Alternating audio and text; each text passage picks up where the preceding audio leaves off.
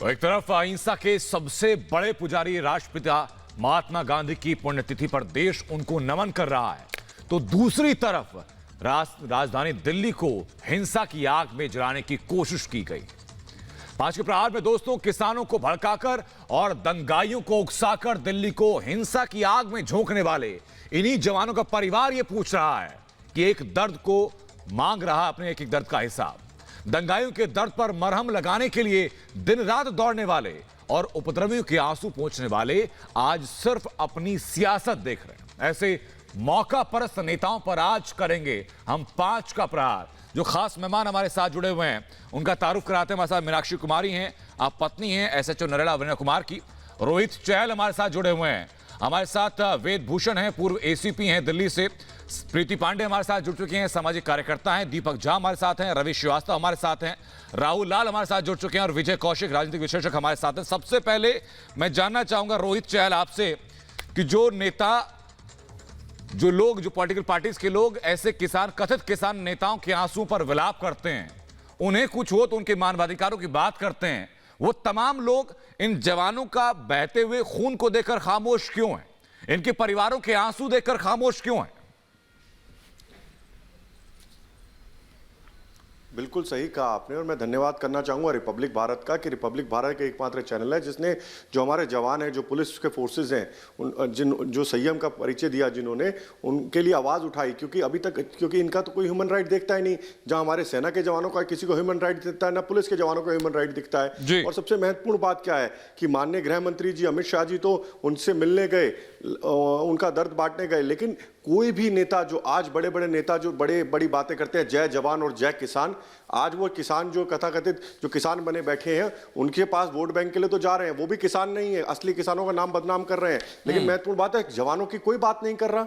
ये सबसे दुखद है। आज उनके परिवार वहां पर बैठे हुए हैं, पूछ रहे हैं कि भैया 400 से ज्यादा पुलिस वाले घायल हुए हैं उन आतंकियों के द्वारा जो हमला उन पर हुआ, जो कथाकथित किसान थे। और आज पोल खुल गई है, वो पोल ये खुल गई है कि सारे नेता, चाहे वो आम आदमी पार्टी के हो, चाहे कांग्रेस के हो, चाहे आरएलडी के हो, वो एक साथ दिखाई दे रहे हैं। यही सवाल है रोहित चहल, मैं जानना चाहूंगा वेदभूषण साहब से, आप पूर्व एसीपी हैं। वेदभूषण साहब बताइए जरा कि बचपन से मैंने जय जवान जय किसान का नारा सुना है, उस नारे को बुलंद किया है, लेकिन आज की तारीख में जो किसानों के वेश में लोग दिल्ली को जलाने की कोशिश करते हैं, उनके आंसू पोंछने वाले हजारों नेता खड़े हो रहे हैं, उनके मानवाधिकारों की बात हो रही है। लेकिन क्या इस देश में पुलिस के जवानों के मानवाधिकार की बात नहीं होगी क्या? मेरा ये कहना है कि आप इनको किसान नेता ना बोलें जी।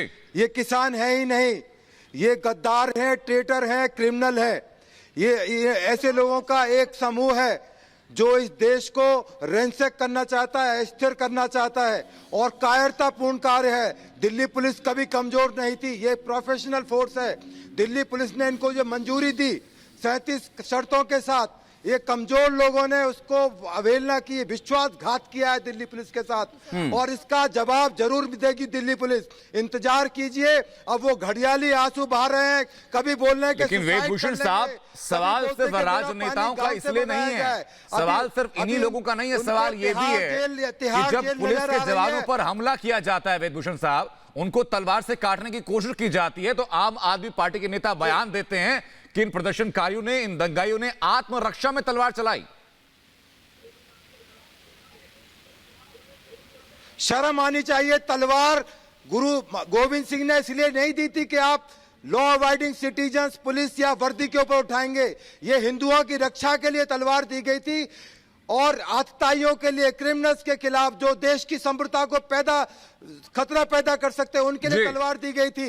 ये पुलिस वालों के ऊपर, आर्मी के ऊपर उठा तलवार कभी नहीं दी गई थी। गुरुजी ने कृपाण दी थी, गुरुजी ने तलवार नहीं दी थी, कृपाण दिया था। एक कचा, केश, कड़ा और जो चीजें दी गई थी वो धर्म की रक्षा के लिए की गई थी। ये अधर्मी आदमी है, ठीक है, धर्म को। लेकिन मैं चाहूंगा कि पहले रवि श्रीवास्तव एक दफा जवाब दे दें। लाल किले के ऊपर जो झंडा, रवि श्रीवास्तव बताइए जरा कि जबान जलती नहीं है कहते हुए कि पुलिसकर्मी जो कि तलवार से घायल हुआ दिल्ली को बचाते हुए, आपके नेता कहते हैं कि आत्मरक्षा में घायल हुआ, आत्मरक्षा में उनके ऊपर तलवार चलाई गई।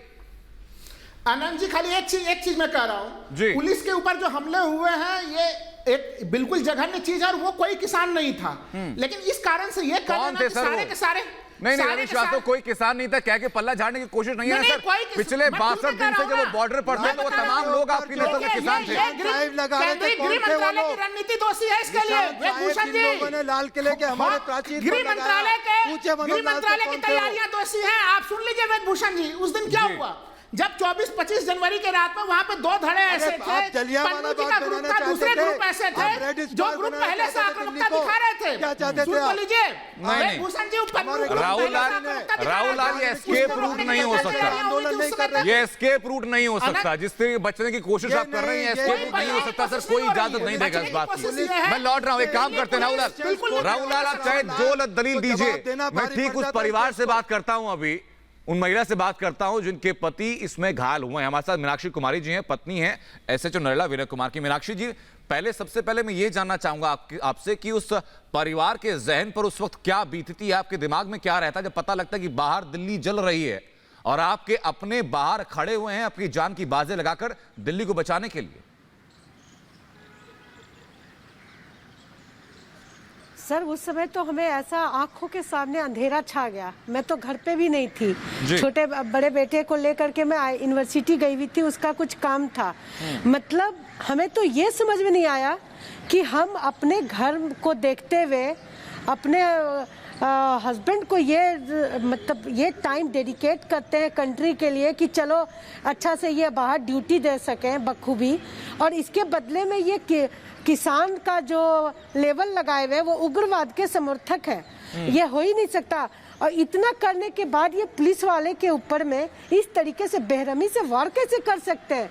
ये सुन के तो सर मेरा तो माथा चकरा गया कि हम बच्चे को लेके रोड पे हैं और हमारे हस्बैंड उधर दूसरे साइड में रोड पे मतलब तलवार पे से ये जूझ रहे हैं। मतलब अचंभित हो गए सर। ऐसा लगा थोड़ी देर के लिए लगा कि बस क्या हो जाएगा। ऐसी परिस्थिति में मीनाक्षी जी अगर आपको कोई ये कहे, मीनाक्षी जी अगर आपको कोई ये कहे कि पुलिस वालों पर जो हमला किया गया इन प्रदर्शनकारियों की तरफ से वो आत्मरक्षा में किया गया, खुद को बचाते हुए किया गया, तो सही लगता है आपको क्या? सर ये कौन कहेगा सर कि हमला किया गया आत्मरक्षा के लिए? किसान के रूप में जो बैठे हुए उपद्रवी वो आप किनकी बात कर रहे हैं? वो लोग भी कह रहे हैं, कुछ पॉलिटिकल पार्टीज के नेता भी कह रहे हैं, आम आदमी पार्टी के नेता भी यही कह रहे हैं कि प्रदर्शनकारियों ने जो हमला किया वो आत्मरक्षा में किया नहीं गया। सर ये सरासर गलत है। नहीं सर ये गलत है। ये इन लोगों ने उपद्रव मचाया है और ये किनके कहने पे कर रहे हैं ये तो समझ नहीं आता, लेकिन ये आत्मरक्षा के लिए नहीं किया गया। कुछ लोकल्स लोगों को जो भाजपा। एक सेकंड सर मैं लौट रहा हूँ, अपनी बात आप रखिएगा, सफाई दीजिएगा। मीनाक्षी जी पहले अपनी बात पूरी कर ले सर। करने की इजाजत दी मीनाक्षी, कम से कम अपनी बात पूरी कर ले सर, इतना संयम तो रखिए। इतनी जल्दबाजी क्या है अपना दामन साफ दिखाने की? थोड़ा संयम तो रखिए सर। जाकर के किसानों के साथ हाथापाई करने की इजाजत दी ना इस नाते से कि वो एक जवान की धर्म पत्नी है, बल्कि कम से कम एक महिला होने के नाते उनका सम्मान आप रखिए, उनको बोलने का मौका दीजिए। इतनी डिसेंसी तो होगी ना सर। पूरी हत्या की है, मगर जिस तरह का रवैया दिल्ली पुलिस कर रही है, चैनल पर बैठकर झूठ बोल रहे हैं, किसको डिफेंड कर रहे हैं? आपको शर्म नहीं आती? जिस तरह से जिन लोगों ने गलत किया है, अस्पतालों के अंदर खड़े हैं, आप भी घायल होने की बातें करते, आपको शर्म नहीं आती इस तरह की बातें करते हुए? बालू भर पानी में डूब के मर जाइए ऐसे नेताओं से। नहीं पकड़ के लेकर के आती है, उन पे पुलिस तुरंत ही कार्रवाई करती है। सर देखिए रवि श्रीवास्तव जी, ऐसा है किसी और के दामन पर सवाल उठाना, आरोप लगाना सबसे आसान काम है, लेकिन रवि श्रीवास्तव जी जब आपसे सवाल पूछा जाए उस सवाल का उत्तर आप सवालों में दें, उससे निचले दर्जे का काम कोई और नहीं हो सकता। शर्म आनी चाहिए आप जैसे गद्दार लोगों के लिए। गद्दार वर्ड आप जैसे लोगों के लिए बना हुआ है। आपने सरकार का हालत हो रही है सर, भेड़ बकरियों की तरह मारा जा रहा है। जैसे लोगों की वजह से बदली है। दिल्ली पुलिस ने इनको बहुत पेशेंस से इस्तेमाल किया, इनको परमिशन। वेद भूषण जी मैं लौट रहा हूं आपके पास, मैं चाहूंगा दीपक झा जवाब दे इस बात का। दीपक झा, क्या मीनाक्षी कुमारी के सवालों का जवाब आपके पास है? वो साफ कह रही है कि ऐसे बयान जो लोग कह रहे हैं कि पुलिस के ऊपर हमला किया गया ऐसे प्रदर्शनकारियों की तरफ से आत्मरक्षा में, झूठ है। जी अनंत जी, अनंत जी देखिए, सबसे पहले मैं कहना चाहूंगा कि मेरी जो संवेदना है मीनाक्षी जी के परिवार के साथ पूरी की पूरी है। सर्वे भवन्तु सुखिनः, सर्वे सन्तु निरामया, सर्वे भद्राणि पश्यन्तु, मां कश्चित् दुःख भाग् भवेत्। आज महात्मा गांधी का पुण्यतिथि है और इस अवसर पर देश में शांति और एकता का जो संदेश है वो दिया जाना चाहिए, ना कि भेद भूषण जैसे सिरफिरे लोगों को बैठा के देश में दो फाड़ करने की कोशिश करना चाहिए। ये पागल लोग। दीपक जामक, शब्दों का संयम आप रखिए। वेदभूषण जी जो हैं वो पूर्व एसीपी हैं दिल्ली पुलिस के, वो सरकार दिल्ली पुलिस के एसीपी रह चुके हैं, उन्हीं के हाथों में बागडोर थी दिल्ली की। वहां जाके लोगों पे हमले कर रहे हैं, भाजपा के गुंडे सड़कों पे उतर आए हैं। मीनाक्षी जी से मैं कहना चाहूंगा, इनके जो कष्ट को मैं महसूस कर सकता हूँ, उस दर्द को मैं महसूस कर रहा हूँ। मीनाक्षी जी, पूरा देश, पूरा किसान, पूरा हिंदुस्तान आपके साथ खड़ा है, आपको अलग कोई नहीं खड़ा। दीपक झा, बहन की तरह है। दीपक झा, कोई नहीं खड़ा है। इस बात का गवाह मैं रहा हूं खुद कि पिछले 62 दिनों से जो प्रदर्शन चल रहा था वहां मानवाधिकारों की बातें करने वाले एक हुजूम उमड़ता था, लेकिन जब से दिल्ली पुलिस के जवानों के परिवार सड़कों पर है, उनसे बात करने के लिए एक शख्स नहीं पहुंचा। दीपक झा, झूठ से काम नहीं चलेगा, लफाजी से काम नहीं चलेगा। प्रीति पांडे बताइए जरा, प्रीति पांडे बताइए जरा कि क्या किसी नेता की तरफ से संवेदना का एक शब्द सुना अपने जवानों के लिए? प्रीति पांडे, ये गांधी जी का संदेश है क्या? ये गांधी जी का संदेश है कि 400 आदमियों को इंजरी पहुंचाना, 400 आदमियों के ऊपर हथियार से हमला करना, आपको शर्म नहीं आती? आपको शर्म से डूब मरो। और हम हाथ पे हाथ धरे बैठे रहेंगे। आप तो महान पत्रकार, आप जैसे लोगों की वजह से देश बर्बाद हो रहा है, आप जैसे मवालियों की वजह से, आप जैसे गद्दार लोगों की वजह से देश में आग। जी प्रीति पांडे, मैं जानना चाहूंगा कि इतने वक्त से आपने लगातार आंदोलन देखा, आपने देखा एक दफा भी कि 26 तारीख के बाद किसी एक जवान के परिवार से ऐसा कोई नेता मिला हो, चाहे वो आम आदमी पार्टी हो, चाहे वो कांग्रेस हो, चाहे वो आरएलडी हो, किसी ने फिक्र की जवानों की? आनंद जी, मैं तो सबसे बड़ी बात ये कह रही हूँ कि जो दिल्ली पुलिस ने धैर्य दिखाया, संयम दिखाया, उसके जज्बे को दिल्ली पुलिस को अगर एक दिन के लिए दिल्ली की सड़कों से हटा दीजिए और ये जो नेता बड़ी बड़ी बातें करते हैं आपके पैनल पे आकर क्या कर सुनिए भाई, आपकी आदत कितनी ज्यादा चिल्लाने की है। शर्म तो आप लोगों को आती नहीं है। दिल्ली पुलिस के जवान घायल हुए हैं, उनकी पत्नी हमारे साथ पैनल पे बैठी है, एसीपी वेदभूषण हमारे साथ पैनल पे है, लेकिन आप लोगों को शर्म नहीं आती है। आप एक काम करिए, तो दिल्ली की रक्षा आप करिए, और ये जो श्रीवास्तव जी आके बहुत बड़ी बड़ी बातें कर रहे हैं, चिल्ला रही है, कौन करेगा? दूध का दूध, पानी का पानी कौन करेगा? अरे इंटेलिजेंस फेल हो गई मैडम। अरे सारे गद्दार भाजपा में बैठे हुए हैं और देश के किसानों को बदनाम करते हैं। शर्म आनी चाहिए। डूब कर चुल्लू भर पानी में जाइए और पानी न मिले तो जिस गंगा का आप नाम लेते हैं, गंगा सफाई, गंगा। दीपक झा, मेरी सलाह आपको है कि कुछ देर की शांति रखिए, शो की गरिमा को बनाए रखिए। आप लगातार बोलते रहेंगे, काम इससे सिद्ध होने वाला नहीं है। सवाल आपसे पूछे जाएंगे, जवाब आप दे नहीं पाएंगे, तो थोड़ी देर शांत रहिए, बाकी लोगों की बात सुनिए। दीपक झा, धोखा किया है, देश के पत्रकारों के साथ धोखा किया है, लोगों के आंखों में आपने धूल झोंकने का काम किया है। इतना तो शर्म रखिए आप अपनी आंखों में। किसानों के बीच में आपने गुंडे भेजे, वो भी भाजपा के गुंडे जो राष्ट्रवादी कहते हैं। ठीक है, मैं चाहूंगा रोहित चहल इस बात का जवाब दो। रोहित चहल, बताइए जरा कि उल्टा चोर कोतवाल को डांटे वाली कहानी, जो कहावत है, चरितार्थ हो रही है क्या? यानी जिन लोगों के ऊपर आरोप है कि उन्होंने अपने बयानों से दंगों को भड़काया, किसानों को आक्रोशित किया, प्रदर्शन में ये तमाम चीजें करवाई, अब वही नसीहत दे रहे हैं? देखिए, बिल्कुल बहुत दुखद है। मीनाक्षी जी एक जो हमारे दिल्ली पुलिस के जो जवान हैं, जो हैं, उनकी वाइफ हैं, उनको तक नहीं बोलने दिया जा रहा।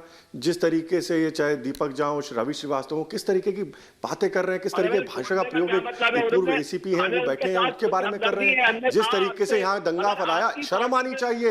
एक शब्द तक नहीं बोला किसी आम कांग्रेस के नेता राहुल गांधी ने दिल्ली पुलिस के लिए, एक लाइन तक नहीं लिखी अरविंद केजरीवाल ने, जो फिल्मों की बात करते हैं, फिल्मों का रिव्यू देते हैं अरविंद केजरीवाल, एक शब्द तक नहीं बोला उन्होंने। दिल्ली पुलिस के ऊपर हमला हुआ, अरे इससे बड़ा धिक्कार क्या होना चाहिए? डूब के मर जाना चाहिए। दिल्ली पुलिस के जो जवान हैं उनको सलाम है। 400 से ज्यादा दिल्ली पुलिस के हमारे लोग घायल हुए हैं और आप लोग उनके ऊपर सवाल उठा रहे हैं, ये झूठ पर बात है। ये लोग चाहते थे जो लाल किला है वो जलियांवाला बाग बन जाए, ये चाहते थे वहां पे गोलियां चले, लाल किला लाल हो जाए खून से, और ये जो गिद्ध है कांग्रेस के वामपंथी, वो चाहते थे खून दिखे। आज इनको लाशें नहीं दिख रही हैं, इनका दुख है कि ये रोहित चहल, रवि श्रीवास्तव में वापस लौट रहा हूं। इसी बीच बड़ी खबर सामने है कि सर्वदलीय बैठक में किसानों पर प्रधानमंत्री नरेंद्र मोदी ने बात रखी। एक फोन कॉल की दूरी पर सरकार है, यह साफ कहा प्रधानमंत्री नरेंद्र मोदी ने, और संसद में चर्चा के लिए सरकार तैयार है। प्रधानमंत्री नरेंद्र मोदी ने कहा कि जो रास्ता निकलेगा वो संवाद से निकलेगा। हम सबको देश के बारे में सोचना चाहिए। सर्वदलीय बैठक के दौरान प्रधानमंत्री नरेंद्र मोदी ने ये तमाम संदेश दिए हैं, लोगों से बात करते हुए, तमाम विपक्षी दलों से बात करते हुए, और साफ कहा कि सर्वदलीय बैठक पर किसानों पर चर्चा के लिए सरकार पूरी तरीके से तैयार है। अगर सरकार से आप किसी भी तरह की कोई भी बातचीत चाहते हैं तो सिर्फ एक फोन कॉल की दूरी पर है सरकार। नरेंद्र सिंह जी ने सभी किसान आंदोलन से जुड़े लोगों की मीटिंग में कहा कि हम लोग आज समझौते पर नहीं आ पा रहे हैं, हमारी तरफ से ये प्रस्ताव आपको हम दे रहे हैं, आप जाकर के चिंतन मनन कीजिए और मैं एक फोन कॉल पर दूरी पर हूं, आप जब भी मन बना लें मैं कुछ ही घंटों में आपके साथ मिलने का कार्यक्रम और स्थान तय कर लूंगा।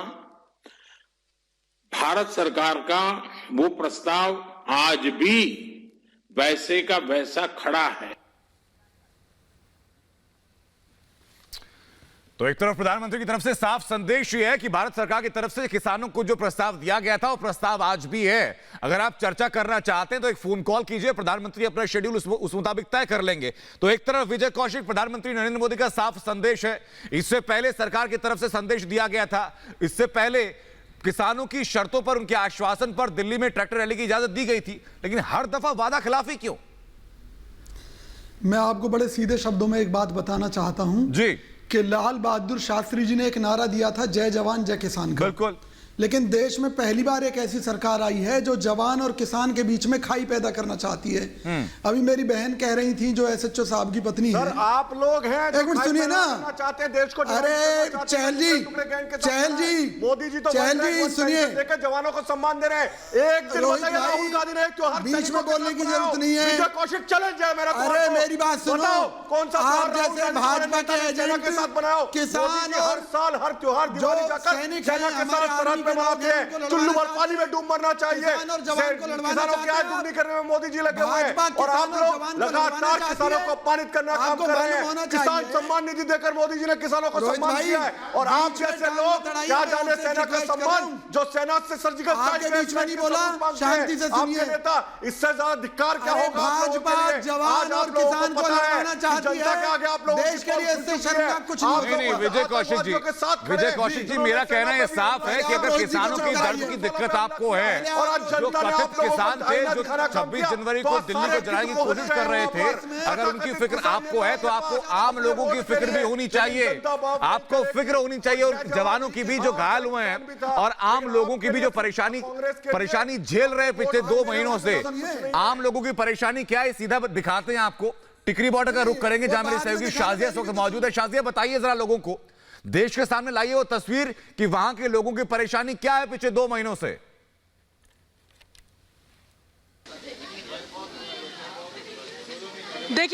देखिए आनंद, दिल्ली को हरियाणा से जोड़ने वाले टिकरी बॉर्डर पर एक लंबे समय से प्रदर्शन चल रहा है, किसान आंदोलन चल रहा है, जिसके चलते स्थानीय लोग जो हैं वो बहुत ही ज्यादा गुस्से में हैं, क्योंकि वो लगातार परेशान हो रहे हैं। लिहाजा कल हमने देखा किस तरीके से स्थानीय लोगों का गुस्सा, उनका आक्रोश सड़क पर उतर आया जब वो खुद प्रदर्शन करने पहुंच गए, मार्च निकालने पहुंच गए और उनका ये कहना था कि हमारा इलाका यानी कि टिकरी बॉर्डर का इलाका खाली करो, क्योंकि हमें दिक्कत और परेशानी हो रही है। इस वक्त मैं मौजूद हूँ टिकरी बॉर्डर पर ही। यहाँ पर मेरे साथ बहुत से स्थानीय लोग हैं, उनसे जानते हैं कि उनकी क्या समस्या है, कितने ज्यादा वो लोग परेशान हैं और आखिर वो लोग क्या चाहते हैं। यहाँ पर महिलाएं हैं, सबसे पहले महिलाओं से ही बात करूंगी। दादी, क्या समस्या हो रही है बताइए? इस बॉर्डर पर जो प्रदर्शन चल रहा है उसको एक लंबा समय बीत गया है, पार्टी तो नहीं है, हमने सिर्फ हमारा रास्ता दे दो। हमने इतनी दुखी हो रहे हैं, आग 200 रुपया की चीज है ना, हमने 200 की मिल रही है। और हारी बीमारी में हमने कोई नहीं हुआ कि यहाँ नहीं हुआ, सुख नहीं है, कति भी नहीं हुआ। भैया यह समस्या है, हमारा रोड खाली करवा दो, ठीक है। किस किस तरह की दिक्कतों का सामना करना पड़ रहा है? सब कोई करना पड़ रहा है और सब दिक्कतें हैं कि रास्ता नहीं मिलता, बच्चे ड्यूटी पे जाते हैं, परेशान हो जाते हैं और कहाँ से निकलें कहाँ से नहीं निकलें। हमने ये समस्या है कि किसानों को यहाँ से हटाएं। क्या चाहते हैं आप? ये किसान थोड़ी, किसान होते तो ये सब करते ही नहीं। कॉलोनी माँ के गंद मचाते हैं, बदतमीजी करते हैं। क्या करते हैं? दारू पी के नशे में घूमते हैं, ताक झाक करते हैं, ऐसे बुरी नजरों से देखते हैं। जो दारू पीकर नशे में हाँ घूमते हैं, दारू पीकर नशे में दारू भी पीवा, सुल्फा भी पीवा, खूब घूमे हैं, पी का न खूब बैठ बैठ का गाड़ी भी जमा है नुआक में ये हक हमने तो नुआक शेर घूमे हैं, आड़े शेरनी ना मिलती, समझाइए सब शब्द बोल बोल का जावस है। सुना आपने? बिल्कुल शाजिया वापस लौटेंगे आपके पास, लोगों से लगातार बात आप करती रहिएगा। रवि श्रीवास्तव बताइए जरा कि इन्हीं लोगों का समर्थन आप कर रहे थे क्या, कि वहां जो गांव की महिलाएं हैं उनका दर्द आपने सुना, उनकी परेशानी सुनी, जवानों का दर्द आपने सुना, उनकी परेशानी सुनी, उनके परिवारों का दर्द आपने देखा, तो किस बूते उन लोगों की उनकी तो पैरोकारी आप कर रहे हैं जो तमाम इन दिक्कतों की जड़ है, लेकिन जो लोग प्रताड़ित हो रहे हैं उनके लिए एक शब्द नहीं, इनके लिए कुछ नहीं दिखेगा। प्रायोजित कार्यक्रम है, इस पर मैं कोई टिप्पणी नहीं करूंगा। कोई प्रायोजित कार्यक्रम नहीं है रवि श्रीवास्तव। अगर आपको एक शक है तो अपने किसी नुमाइंदे को भेज दीजिए, हमारी टीम वहीं पर मौजूद है, वहीं के जो स्थानीय निवासी उन्हीं से बात कर रहे हैं। संविधान का भी अपमान किया, तो क्या प्रधानमंत्री ने एक भी उनके लिए रवि श्रीवास्तव मैं चैलेंज देता हूं आपको, रवि श्रीवास्तव मैं आपको चैलेंज देता हूं कि आप ये प्रूव कर दीजिए कि ये प्रायोजित कार्यक्रम था। आप अपना घर रवि श्रीवास्तव मैं चैलेंज देता हूं आपको, अगर हिम्मत है तो चैलेंज आप एक्सेप्ट कीजिए। रवि श्रीवास्तव अगर हिम्मत है तो चैलेंज एक्सेप्ट कीजिए, मैं चैलेंज देता हूं आपको कि आप प्रूव कर दीजिए कि रिपब्लिक ने प्रायोजित चीजें दिखाई थी, ये असली लोगों की बात नहीं थी। ये चैलेंज देता हूं अगर मैं आपको। एक सेकंड रुकिए, रवि श्रीवास्तव मैं वापस लौट रहा हूं। इस वक्त SHO अलीपुर प्रदीप जी हमारे साथ लगातार बने हुए हैं। प्रदीप जी जरा बताइए कि ये कहा जा रहा है कि आपके ऊपर जो हमला किया गया तलवारों से वो आत्मरक्षा में था, ये सच है क्या? आत्मरक्षा वो तो मारने आया था सभी को, और पब्लिक को बचाने के लिए मुझे उसको रोकना पड़ा। उस दौरान रोकने के लिए बोला और उस दौरान उसने हमला किया मुझ पे। लेकिन नेता तो सर ये कह रहे हैं प्रदीप जी कि दिल्ली पुलिस ने खुद भड़काया दंगा। नेता तो ये कह रहे हैं कि दिल्ली पुलिस के ऊपर आत्मरक्षा में हमला किया गया। ये तो उसमें थे नहीं वहां पे, उसमें तो नहीं थे वहां पे जी। तो हुआ क्या था, संक्षेप में जरा बता दीजिए एक बार। संक्षेप में ये हुआ कि गांव वाले कुछ दिन से लगातार इनसे प्रयास कर रहे थे मिलके बताने का कि हमारी ये समस्या है, इसका आप समाधान करो जी। परसों जो घटना कल की है उससे एक दिन पहले भी आए थे, इनसे बात करने का प्रयास किया। हमने भी बीच में कोशिश की कि इनकी मुलाकात करा दें, आपस में बैठ के जो भी रास्ता बीच का निकलता है निकाल लें। इन्होंने बताया हमारी समस्याएं हैं, हम घर में आने जाने में समस्या हो रही है, हमारे रिलेटिव्स नहीं आ पा रहे हैं, हमारे बच्चे ड्यूटी में जाने में समस्या हो रही है जी, और बहुत सारी समस्याएं जो निजी उत्पन्न हो गई है इसे इनके कारण, मगर इन्होंने मिलने का समय नहीं दिया। आज फिर मिलने आए थे कि भी हमारे मिलवाओ, इन्होंने थोड़ी सी असली कहानी यही है। लेकिन सर जिन लोगों की आंखों पर एजेंडा का चश्मा लगा हो उनको दिखाई नहीं पड़ेगा। बहरहाल बहुत बहुत शुक्रिया। लेकिन रवि श्रीवास्तव जी आपके लिए चैलेंज मेरा अभी भी है कि अगर आप ये तय कर दें तो ये चैलेंज आपके लिए कि रिपब्लिक का प्रोग्राम प्रायोजित प्रोग्राम था। लगातार ऐसे लोगों प्रहार करते रहेंगे। रुक रहे छोटे से ब्रेक के लिए।